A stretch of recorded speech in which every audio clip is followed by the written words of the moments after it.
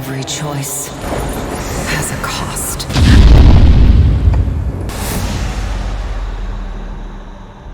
What it do, gang? Thought I was gone for good, did we? Thought I died, gave up on this very prosperous channel. Never. I was preparing, you see. Training. Training for what exactly? For something I never thought I would encounter. Disciples' liberation. Every choice has a cost. Yes, that's right. Remember when I said this in my Disciples video? Rest in peace, disciples. I sincerely hope none disturb your slumber, and you will finally be able to slowly fade away. About 8 months after I made that video, Liberation was announced. Many of you, and I do mean fucking many, have let me know that something stirs in the grave of a once great series. I watched the trailer and I wept. I wept hard because I knew what Calypso Media was up to. They beat the shit out of every developer who worked on all the reiterations of Disciples 3 and pawned off the series for reasons beyond my comprehension to a different studio. Frima Studio, based in Quebec, Paris. Did they return to the roots of the game? Did they examine what made the last entry into the series such an abhorrent game it shouldn't have seen the light of day, much like the devs who worked on it? No, they very clearly did not do that. But hey, I can't let my biases affect my review. After all, I am a serious and professional journalist. Plus, I've asked Daddy Seth to review Disciples in the past, and he still hasn't. Therefore, I must take it upon myself to fill the void. Disciples Liberation is a dark fantasy RPG fused with strategy, and you can pay extra for the deluxe edition to gain extra skill points. Wow! Any publisher who sinks so low as to offer you in-game skill points for some extra green deserves to be abducted, forced to undergo a major facial reconstructive surgery, and sent to North Korea in a shipping container labeled Defector. Anyway, upon launching the game, you're greeted by a job posting at Calypso. Skip through that shit into what looks like a $10 home screen, which contains useful features such as Facebook page for the game or Calypso Media newsletter subscription page. Wow! I am already immersed in the world of Nevenda, just like the good old days. You play as Aviana, a lowly mercenary with an extreme case of nymphomania, as evidenced by the many orgies and one-night stands I went through. Sex scenes, if I can call them that, are presented via text, and before I read you just one of them, I would like to set the mood to maximize our enjoyment of it. Roll down the blinds, draw the curtains, turn off the light, and smash that fucking like button.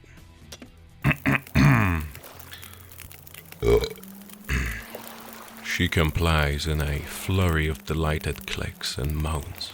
From her mandibles, rows of small hooks unleash to strip you from your clothing. Those same hooks gently prance along your skin like a stream trickling along a bed of stones. You return the favor. Her carapace is hot against your skin. Then, as she slips into sublime ecstasy, it cracks, revealing her throbbing, fiery heart. You shoal the burning bowl of molten spirit in your hands as the spleen collector releases a soft, almost frightened gasp. Then it is done. My disappointment is immeasurable, and my day is ruined. Having played this game from start to finish makes me think that the lead writer also happens to frequent lighterotica.com, where people with misshapen brain folds post their fun, vibrant stories like Bread and Breakfast, or Full Moon makes things furrier. Aviana is sent on a secret mission to assassinate a priest who runs an orphanage. But when things go awry, i.e. she and her companion Orion get ambushed by 4 hot-blooded plate mail-wearing paladins and soldiers who just happen to be hanging out with the priest in the dungeons of his orphanage. You know, as I'm saying this, I get a feeling that Mr. Priest here may be up to no good. And by no good, I mean that fondling and groping are in true Catholic fashion not off the table when it comes to his discarded subjects. Anyway, when things don't pan out too well for our heroine, she creates a portal which leads her and Orion to Ilion, your new home.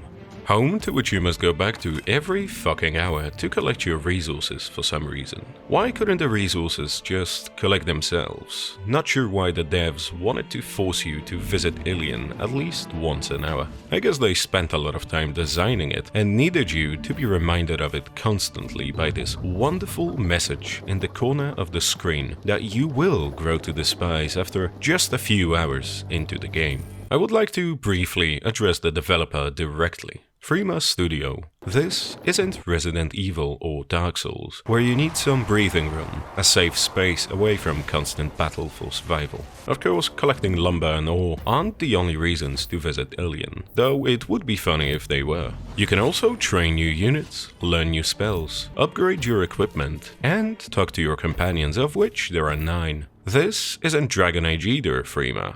It doesn't work. Majority of the time your companions just spew expositional bullshit that only hardcore fans of the series will enjoy. I tolerated it for the sake of getting the full liberation experience. I wish somebody liberated me from this pathological need to play shitty games. From here on out, you are unleashed upon the world of Nevendar and its many regions. I don't remember exactly how many of them there are, but believe me when I say enough to make you wish half of them didn't make it to the final product. You see, each region can take up to a few hours to complete. 40% of the time you will be busy exploring. And does it lead to anything rewarding? Save for a few occasions. No, it does not. You will come across resources, side quests, and chests that contain virtually the same shit you will never use because you already have something much better from completing a quest. It feels like a good time to poke Frima Studio with a very sharp tablespoon for laying a decent foundation and then kind of just sticking a finger up their asses while simultaneously saying fuck it with a capital F. What I mean by that inane garbage is that while there are systems in place that could be great, have instead been left half-baked, uninspired, and extremely shallow. Allow me to elaborate. Upgrading equipment consists of pressing a button. Then pressing that button again if you wish to upgrade it further. Then pressing that button once more to upgrade it even further. There is nothing complicated about this system. No challenge, no going out of your way to find secret ingredients, nothing. You explore the region, you claim every inch of it like a good liberator that you are, and you go back to Ilion to collect your resources and upgrade your equipment. Another 40% you will spend battling what are essentially the same units time and time again. You see, while there is no denying that there are a lot of units in the game, they are unfortunately mostly reskins. Their attacks, their action points, even their appearances are all a little too similar. Nearly every unit in the game is the same across all 4 races. Those races being Legions of the Damned, Undead Hordes, Elven Alliance, and the Empire. Every unit and their respective counterpart will have the same action points, eloquently named blue, red, and gold. Upon performing an attack, a unit may, for example, apply burning, poisoned, or bleeding to its target. They're all the same effects. Burning causes the target to take damage every round. Poisoned causes the target to take damage every round. Bleeding, Galaxy Brains watching this video will know where this is going, will also cause the target to take damage every round. See what I mean by saying it's all the same? They could have easily differentiated them by adding a pinch of creativity into the mix. For example, bleeding could cause damage based on every tile traversed. Poisoned could cause fixed damage every round while lowering the affected unit's initiative or movement. Burning could make the target more vulnerable to incoming damage. See how easy it is to come up with something original? While I'm on the topic of battles, Frima Studio made a genius decision of capping battle speed to 200%. You might be thinking to yourself, what's the problem, George, you whiny fuck? Well, the problem is that even at 200% speed, some fights can take up to 10 fucking minutes. Let that sink in. And if you think that watching the enemy AI make nonsensical maneuvers on the battlefield for 10 minutes isn't a big deal, then I would like to extend an olive branch to you and kindly invite you to press that X in the corner of your browser right now. And for all you mobile users, you can just turn airplane mode on. Let me show you a prime example of the aforementioned nonsensical maneuvers. First, let's examine the still image. In the middle, we have Aviana and 3 enemy troops, some shitty druid, an ice giant, and a dragon. The ice golems, currently on the outer perimeter of the battlefield, then proceed to go batshit crazy and decide that their best plan of action is to use their AoE abilities, which happen to have friendly fire on them, effectively dealing 800 damage to me and about 3000 to their own team. Nice. Don't get me wrong, I did enjoy the battles at first when I was still young and oblivious to the fact that every shitty unit across the races is the same. But once that realization washed over me, each battle robbed me of my enjoyment of the game, little by little, until joy turned to indifference, which eventually turned into disdain. On top of having units in your battalion, you can also choose up to 2 companions to join you in your crusade against every living, breathing and shitting creature of Nevenda. Are the companions unique? Are they fuck? Every companion is yet another reskin of an already existing unit. They are slightly more powerful, yes, but that's about it. The devs didn't even bother changing the icons of their skills to provide some sort of illusion.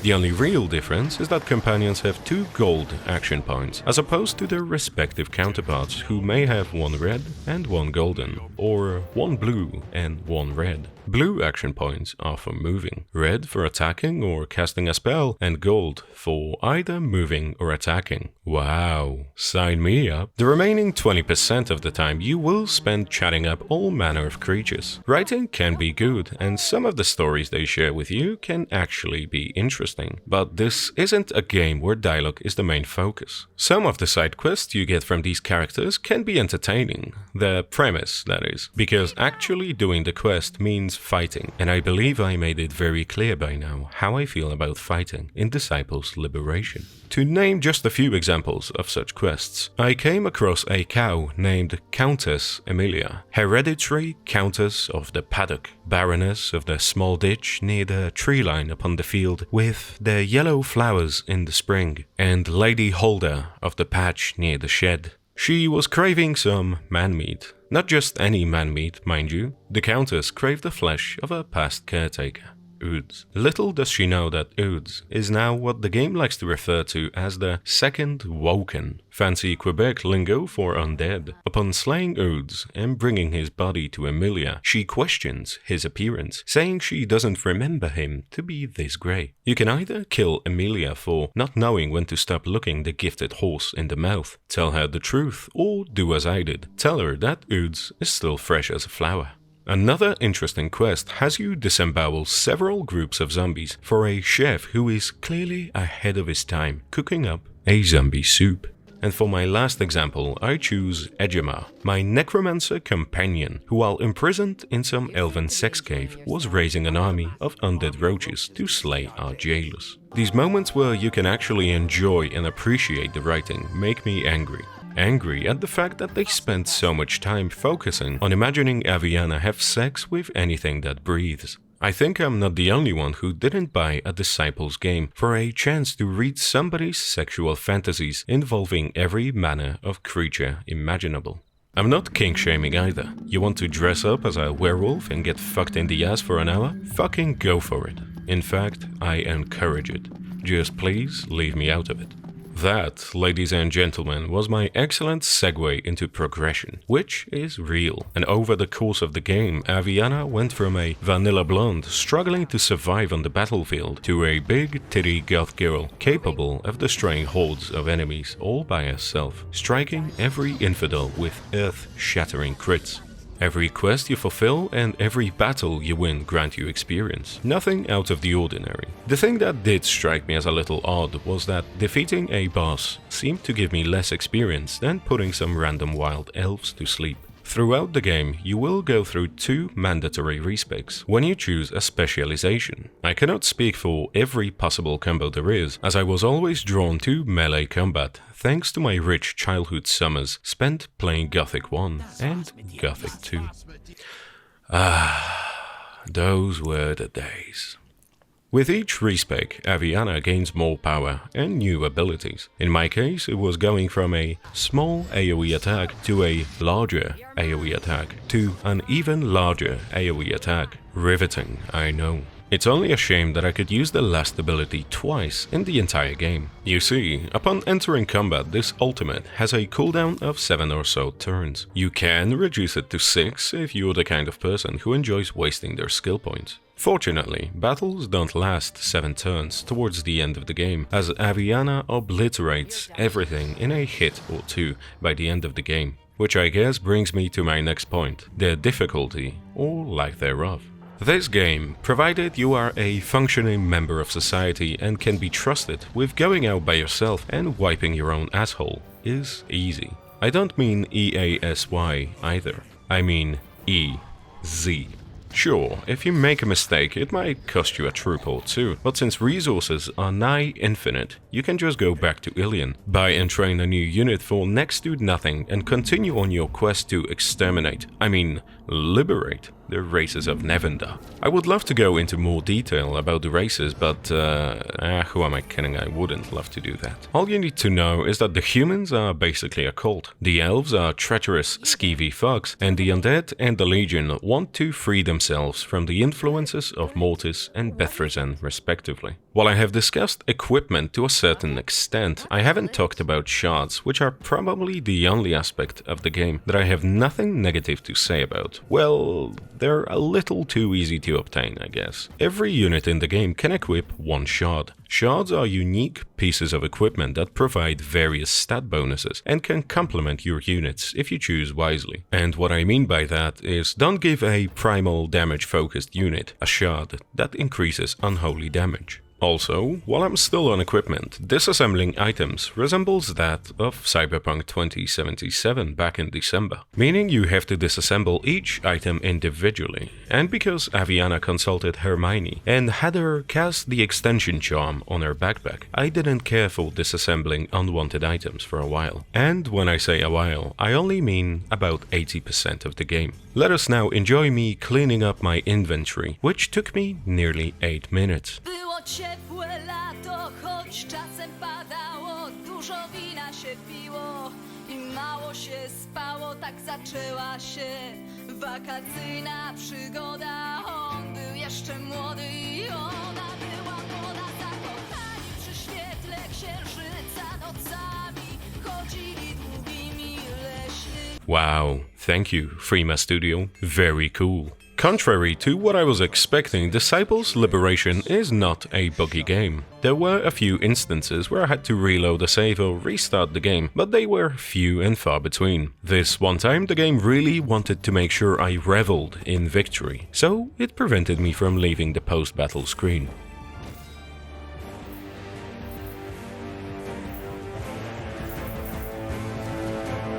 Another time, conversing with Matthew, Bard Extraordinaire, who you can fuck by the way, which doesn't matter in this context at all, I just wanted to point that out. After talking to him, I was unable to interact with anything. And I think the most exciting bug was when my game had what I believed to be a grand mal seizure.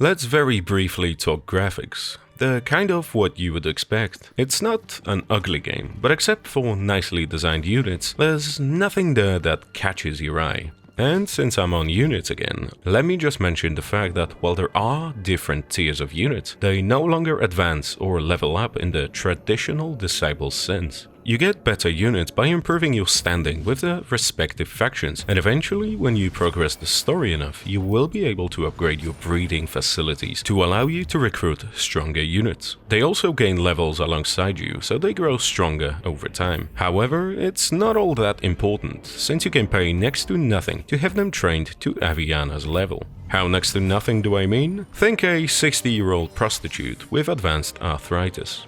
Disciples Liberation, a game where the enemy AI will run away from the fight just to suck each other off. A game where sickly old men will puke at you repeatedly as you try to put them out of their misery. A game that isn't shy about wanting to waste your time as you run, nay, crawl through the many regions it has to offer without a possibility to increase movement speed, which we had in games 10, shit, even 20 years ago. Incredible. A game where bosses are so forgettable and so trivial, yet defeating them can take up to 15 minutes. That's what I call peak boss design. Even the final boss, Mortis, Queen of the Undead, was so easy that during it I was reading Charlotte, my human/pig hybrid on Literotica.com. It was about a man working at an animal shelter when suddenly the government dropped off what they called Homo Porcine Inda. One thing led to another, and eventually the man had sexual intercourse with an 80-year-old human/pig hybrid. And I know that it was 18 because I really did read it.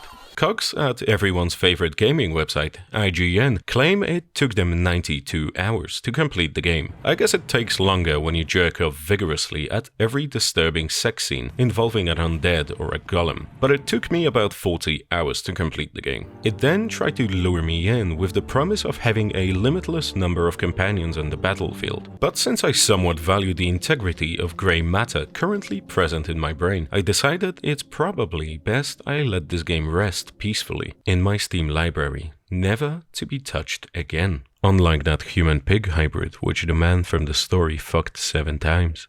I thoroughly recommend Literotica.com for any man or woman whose tastes are so refined they cannot just enjoy the hub like the rest of us. As for Disciples Liberation, can I recommend it? Fuck no. It starts out nicely, but it unfortunately wears off its welcome long before it's finished. 3 separate times I was convinced the game was over, when in reality there was more liberating to do, and I couldn't help but rub my eyes, let out a deep sigh, and walk out onto the balcony for a cigarette, as if to help my small cell lung cancer develop quicker and take me, before I had to go back into the room and continue playing Disciples Liberation. If you're really desperate for a game of this type, just go and play Disciples 2 or Heroes of Might and Magic 5. Don't give your hard-earned cash to Calypso like I did, otherwise they will keep making sequels, and I will be making another video on the Disciples game in a few years' time. 10 out of 10. Don't buy it, don't play it, don't even fucking look at it. This place is not just walls, not just wood and stone.